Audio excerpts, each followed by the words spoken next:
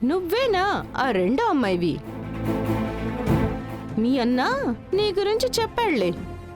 ఏం లేకుండా రోడ్లో నిలబడిన రోషం కోపం మాత్రం మిమ్మల్ని వదిలిపోలేదు.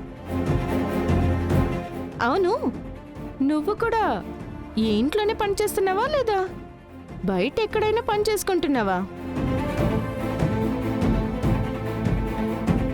ఏయ్, నువ్విక్కడేం చేస్తున్నావు? పో బయటికి.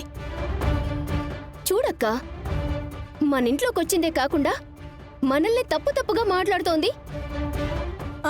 తప్పుగా ఏం మాట్లాడలేదు బంగారి.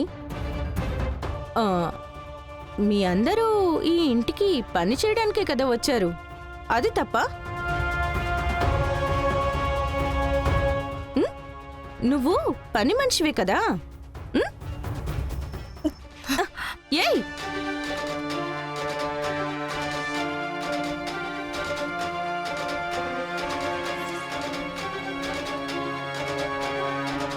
మర్యాదగా ఇక్కడి నుంచి వెళ్ళు, లేదా? ఏయ్, నువ్వెవరే నా మీద చెయ్యెత్తడానికి? కేవలం అవుట్ హౌస్లో పడి ఉండే పని మనిషివి నువ్వు. నీకు అంత పగరా? ఏం కూసావు? బంగారి,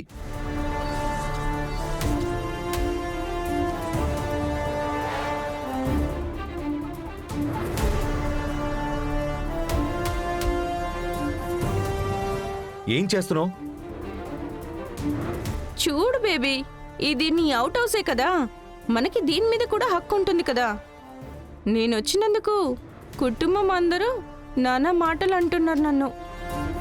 వీళ్ళందరూ నన్ను ఇంటి నుంచి వెళ్ళిపోమంటున్నారు. నాకు ఈ ఇంటికి వచ్చే హక్కే లేదంట. రవి సార్, ఈవిడ మా ఇంట్లోకొచ్చి మా అమ్మని పని మనిషి అంటున్నారు. నన్ను నువ్వు ఈ ఇంట్లో పని చేయడానికి వచ్చావా అని అడుగుతున్నారు ఈవిడ. నువ్వెందుకు ఇలా మాట్లాడుతున్నావు అని అడిగినందుకు అక్కతో కూడా పొగరుగా మాట్లాడుతోంది. మేమేమైనా ఈ ఇంటికి పని చేయడానికి వచ్చామా?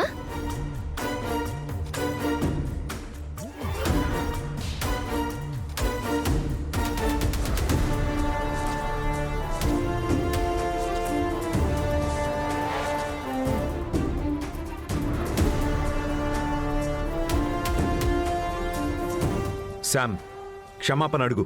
బేబీ, నేను వీళ్ళని క్షమాపణ అడగల. ఆఫ్టర్ ఆల్ వీళ్ళందరూ పని చేయడానికి వచ్చినాయి. శామ్, నీకక్కడ వరకే మర్యాద. దీనికి మించి నువ్వు వాళ్ళని పనివాళ్ళు అది ఇది అన్నావో మర్యాద గుండా చెప్తున్నా.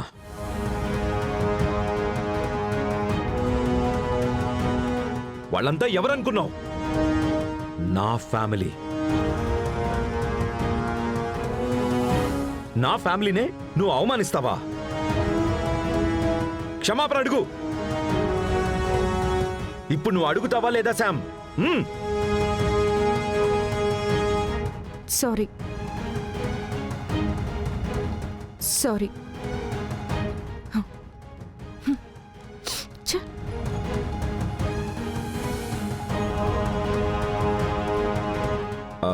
Aunty, sorry aunty. శామ్ చేసిన దానికి నేను క్షమాపణ అడుగుతున్నాను.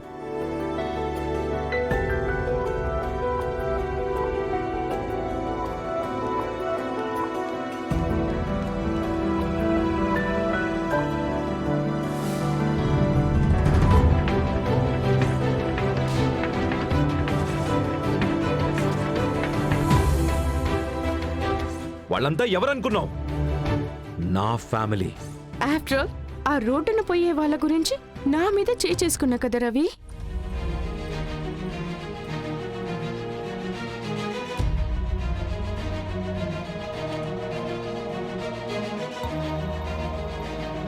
శామ్, రవి, నటించడానికైనా ఒక లిమిట్ ఉంటుంది. తన ముందే నువ్వు నన్ను కొడతావా?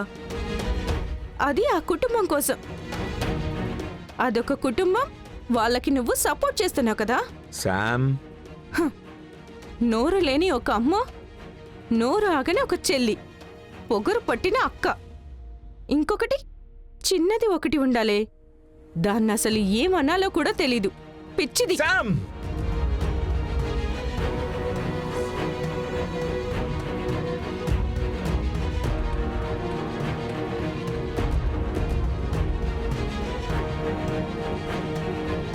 రవి, ఇప్పుడు నా ముందు కూడా నువ్వెందుకు నటిస్తున్నావు?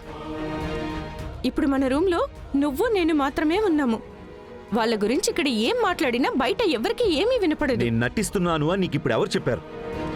మరి సంయుక్త, ఇది నటన కాదు, నా కోపం నిజం. నాకు బంగారితో సమస్య ఉంది, ఎప్పటినుంచో ఉంటూనే ఉంది. కానీ ఇవాళ తన కుటుంబం నా ఇంట్లో నా గెస్ట్లుగా ఉంటున్నారు, మాలో ఒక్కరిగా ఉంటున్నారు. నువ్వు నా ఫ్యామిలీలో ఉన్న వాళ్ళకి ఏ మర్యాద ఇస్తున్నావో అదే మర్యాద వాళ్ళకు కూడా ఇవ్వాలి. అది కాదు అని వాళ్ళని ఇలా టీజ్ చేయటం, వాళ్ళతో మర్యాద లేకుండా మాట్లాడడం, వాళ్ళ గురించి నీ పొగరు చూపించటాలు అలాంటివి కానీ జరిగిందనుకో, ఆ తర్వాత ఒక్క నిమిషం కూడా నువ్వు ఇంట్లో ఉండడానికి వీల్లేదు. శామ్, నా సెంటిమెంట్ని చీప్గా చూడకు, అది నీకు పెద్ద ఆపదగా మారుతుంది. Be careful.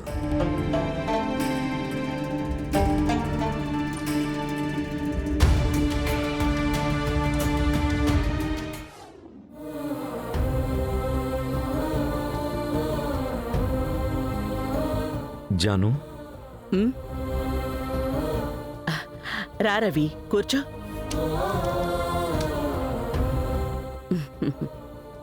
ఏంటి రవి ఈ టైంలో? ఏం లే జాను, ఊరికే నిన్ను చూసిపోదామని వచ్చారంతే. నేనే పిలుద్దాం అనుకున్నాను. ఏంటి విషయం జాను? అవును, నీకు సంయుక్తకు బ్రేకప్ అయ్యింది అని చెప్పావు. ఇప్పుడు సంయుక్త మళ్ళీ మన ఇంటికొచ్చింది. ఏం జరుగుతోంది? నాకేం అర్థం కావడం లేదు. అదేంటంటే జాను, నేను రవి, నువ్వేమి చిన్నపిల్లవాడివి కావు. నీ ఫీలింగ్స్ గురించి నీకే క్లారిటీ లేదు అంటే ఎలా? జరుగుతోంది చూస్తుంటే, ఒకటి, సంయుక్తతో బ్రేకప్ అయ్యింది అని నువ్వు చెప్పింది అబద్ధమై ఉండాలి. లేదా సంయుక్తని మర్చిపోలేక నువ్వే మళ్ళీ తనని లవ్ చేస్తూ ఉండాలి. రెండిట్లో ఏది కరెక్టో? ఈ మధ్య నీ బిహేవియర్ అంతా చూస్తూ ఉంటే నాకు వేరే ఆలోచనలొస్తున్నాయి. నువ్వేమో మళ్ళీ మొదలుపెట్టిన చోటుకే వెళ్తావేమోనని భయంగా ఉంది రవి. చెప్పు, సంయుక్తని లవ్ చేస్తున్నావా? సంయుక్తతో బ్రతకాలి అనుకుంటున్నావా? నేను నిజంగానే సంయుక్తని లవ్ చేస్తున్నానా?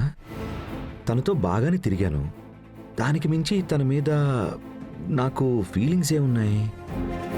రవి, హ?